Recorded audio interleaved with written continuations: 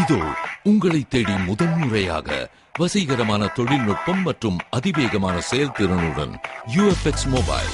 மெல்லிய தோற்றத்துடன் முற்றிலும் சிறப்பாக எல்லோருக்கும் எளிதாக UFX மொபைல். உங்கள் நவீன தலைமுறைக்கான mobile. UFX Mobiles. Make your move. For the very first time coming your way is an irresistible combination of speed, style and technology. UFX Mobiles. Exceptionally sleek, totally advanced, and now the phone that everyone can afford to touch. Your next generation mobile. UFX Mobiles. Make your move.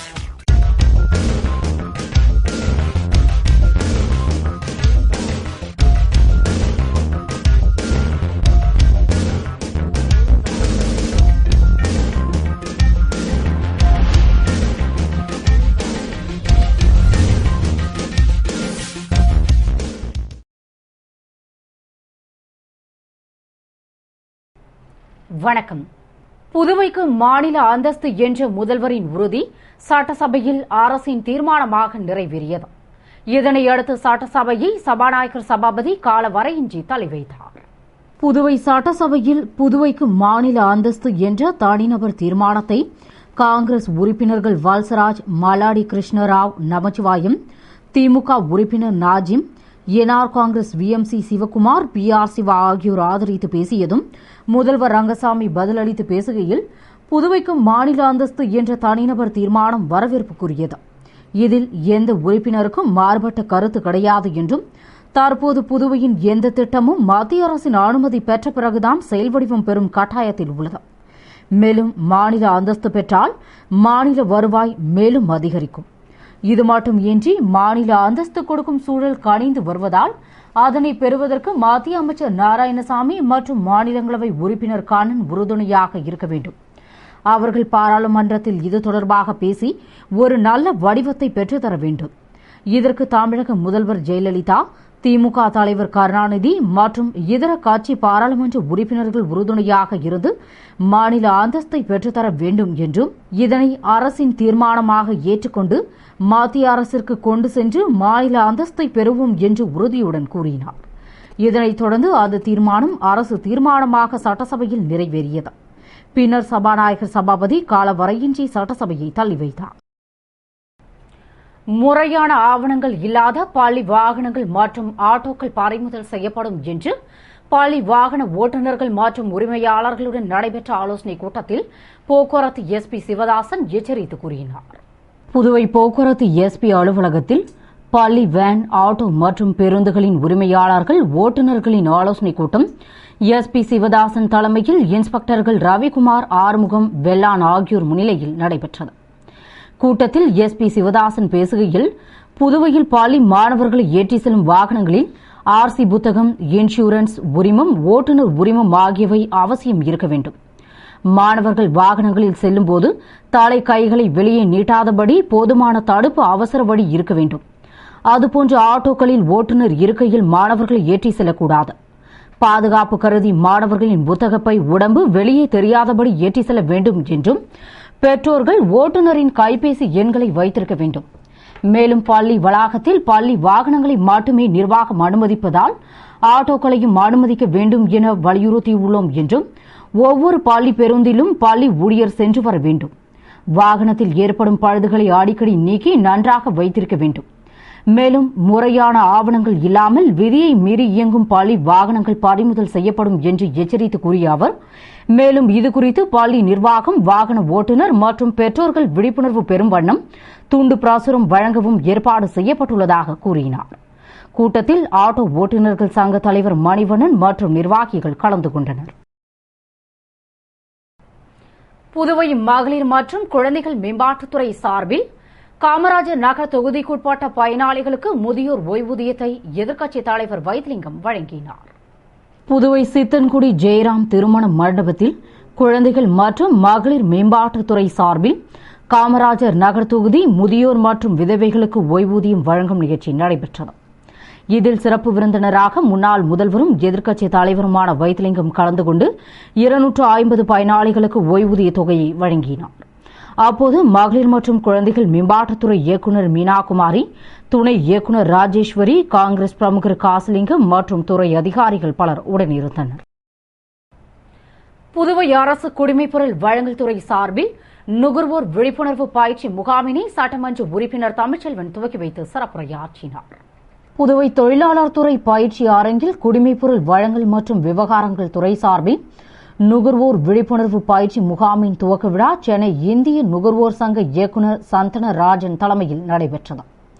விழாவில் குடிமைப்பொருள் வழங்கல் துறை துணை இயக்குநர் ஜீவா அனைவரையும் வரவேற்று பேசி விருந்தினர்களை கௌரவித்தார்.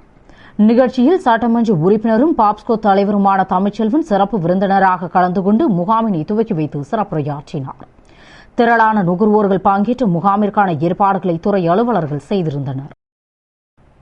மக்கள் பிரச்சினையை தீர்க்காவிட்டால் சட்டமன்ற உறுப்பினர் பதவியை ராஜினாமா செய்து விடுவதாக சட்டசபையில் சட்டமன்ற உறுப்பினர் மல்லாடி கிருஷ்ணராவ் அறிவித்தார்.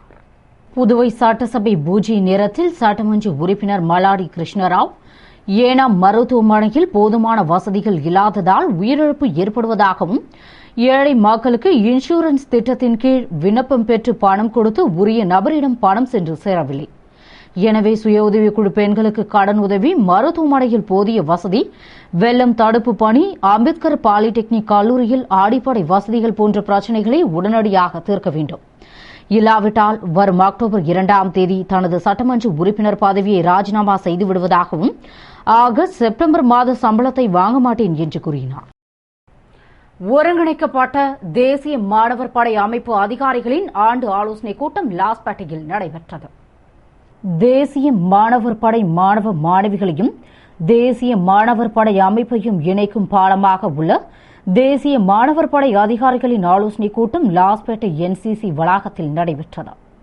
கூட்டத்தில் அதிகாரிகளின் பணியை பற்றியும் செயல்பாடுகள் பற்றியும் தற்போதைய பயிற்சி பற்றியும் விளக்கப்பட்டது. தொடர்ந்து குரூப் கமாண்டர் ஜோஷி தேசிய மாணவர் படை அதிகாரிகள் அமைப்பிற்கு முதுகெலும்பாக செயல்பட்டு மற்ற மாநிலங்களை விட புதுவை மாநிலம் முதன்மை இடத்தை பெற பாடுபட வேண்டும் என்றும் மாணவர்களின் சக்தியை முழுமையாக தேசிய அளவில் செயல்படுத்த ஒருங்கிணைக்கும் ஒருங்கிணைப்பாளராக அதிகாரிகள் இருக்க வேண்டும் என்று பேசினார். கூட்டத்தில் 8 உயர் அதிகாரிகள் மற்றும் 100 தேசிய மாணவர் படை அதிகாரிகள் கலந்து கொண்டனர்.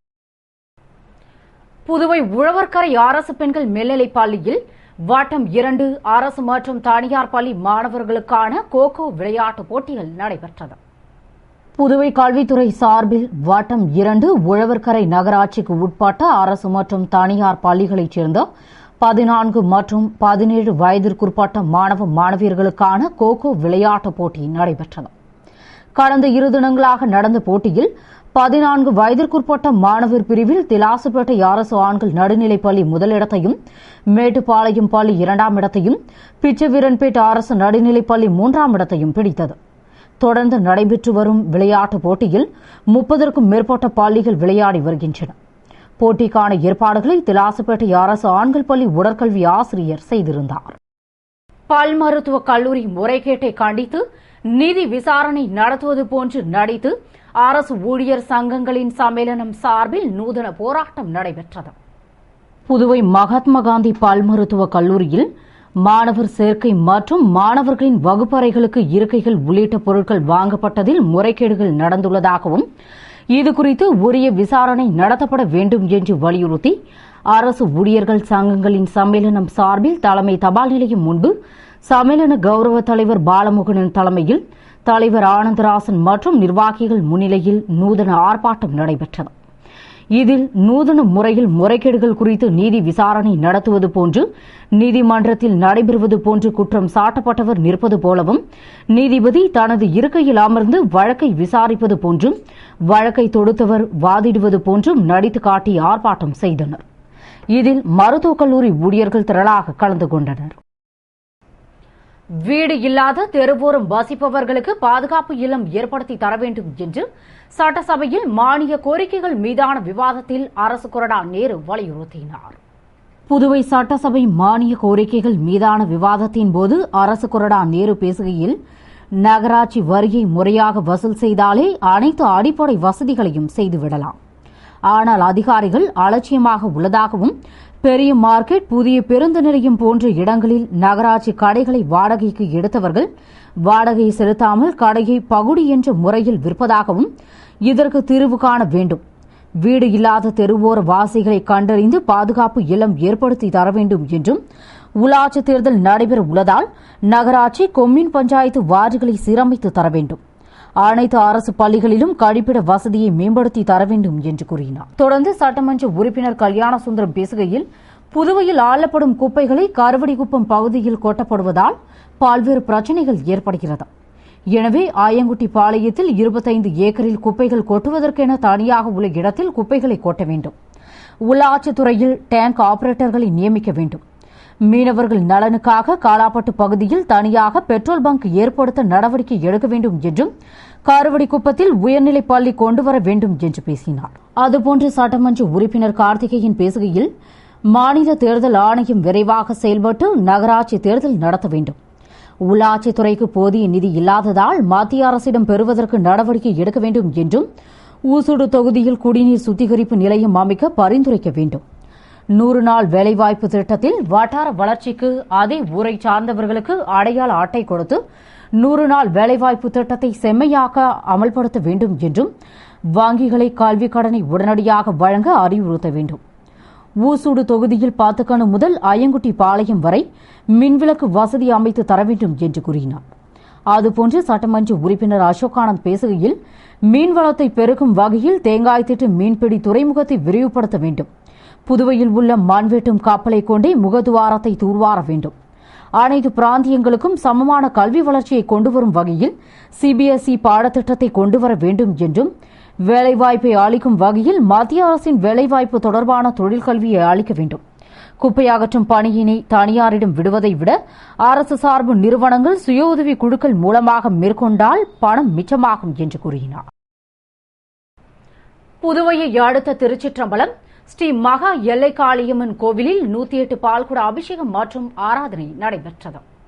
புதுவையை அடுத்த திருச்சிற்றம்பலம் கூட்டு பாதையில் எழுந்தள்ளி உள்ள ஸ்ரீ எல்லை காளியம்மன் கோவில் சுயம்பு ஸ்ரீ சக்தி பீடமாய் திகழும் ஸ்ரீ மகா எல்லை காளியம்மன் கோவிலில் 108 பால்குட அபிஷேகம் நடைபெற்றது.